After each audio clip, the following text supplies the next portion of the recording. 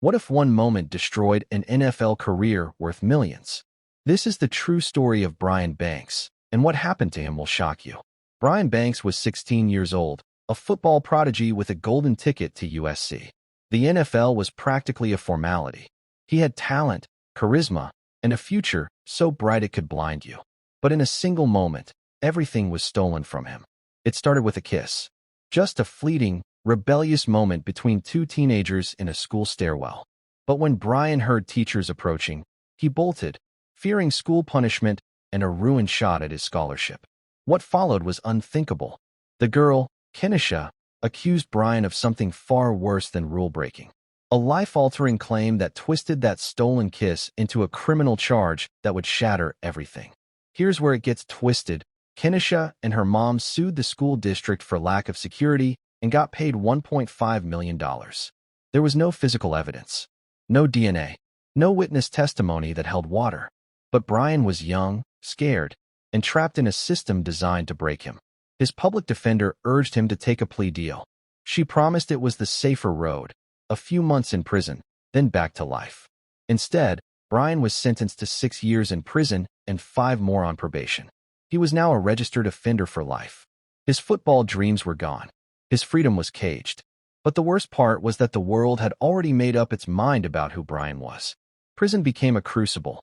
At just 16, Brian walked into a world where the noise never stops and the air is thick with rage, fear, and broken dreams. But inside those concrete walls, Brian met Jerome Johnson, a lifer who became his mentor. Jerome taught him discipline, self-worth, and how to survive when the world believes you're guilty. Jerome became the father figure he never knew he needed. Then it happened. He witnessed another inmate get violently attacked, a savage beatdown that stained the floor with silence. Brian's only crime was being in the wrong place and seeing too much. Now he was caught in the crosshairs, not just of the system, but of the prisoners too. One warning followed him back to his cell. You talk, you die. The message was clear. Keep your head down, stay invisible. But Brian wasn't built to fold. He struck first against the inmate who threatened him before he could attack. He was sent to solitary confinement for 60 days. While there, he remembered Jerome and his teachings, and day by day, Brian learned the art of silence, patience, and mental strength. He trained his mind like he once trained his body, because he knew one thing for sure. If the system stole his life, he was going to fight to take it back. After serving his time, Brian reached out to the California Innocence Project, led by attorney Justin Brooks. They believed in second chances, but the law didn't. Without new, undeniable evidence, they couldn't take his case. And what Brian had didn't qualify. At 27, Brian was free from prison, but not really free. He was shackled by an ankle monitor, shadowed by a false label, and barred from stepping near schools. No job would hire him. No school would take him. Public parks were off limits. Even when he did get a job, his parole officer pulled him out if it was too close to a school or public gathering. The sentence never really ended. Every job was a dead end until he landed one at a local gym. That's where he met Karina, confident, grounded, and not the type to flinch at someone else's baggage. In the hum of clanking weights and pounding heartbeats, Karina put Brian through his paces. She was tough, no nonsense, and didn't let him slack. When Brian finally gathered the courage to tell her about his past, he braced for judgment. But Karina didn't back away. She leaned in.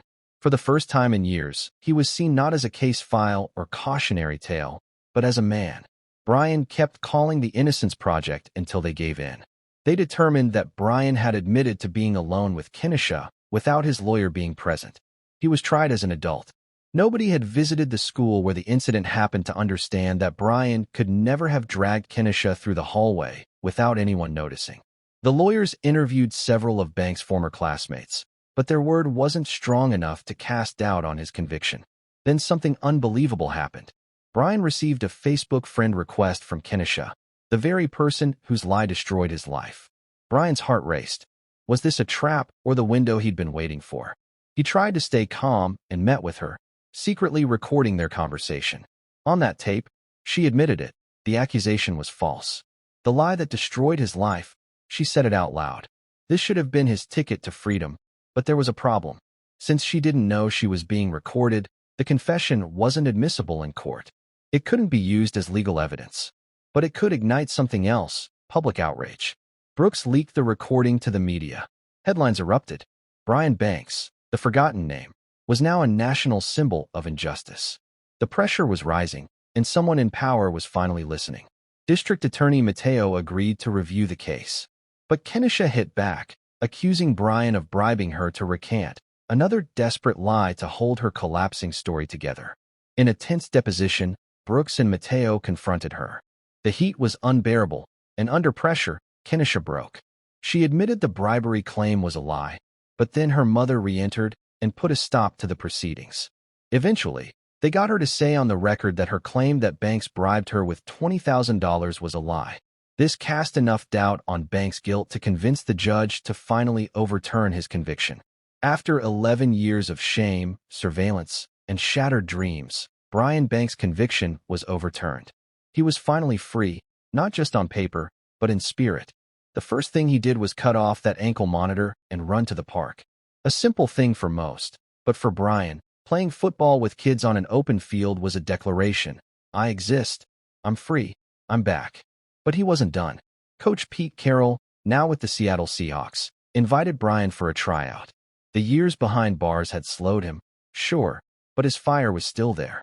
Though he didn't make the team, Brian trained harder than ever. Soon, the Atlanta Falcons signed him. A dream deferred, but not denied. Today, Brian works to free others like him, wrongfully accused, forgotten by the system, silenced by shame. His story isn't just about football. It's about fighting for your name when the world has already written your ending. Because sometimes, the greatest victory is reclaiming your life. This movie doesn't sugarcoat a thing. It throws the justice system under a blazing spotlight. Thanks for watching.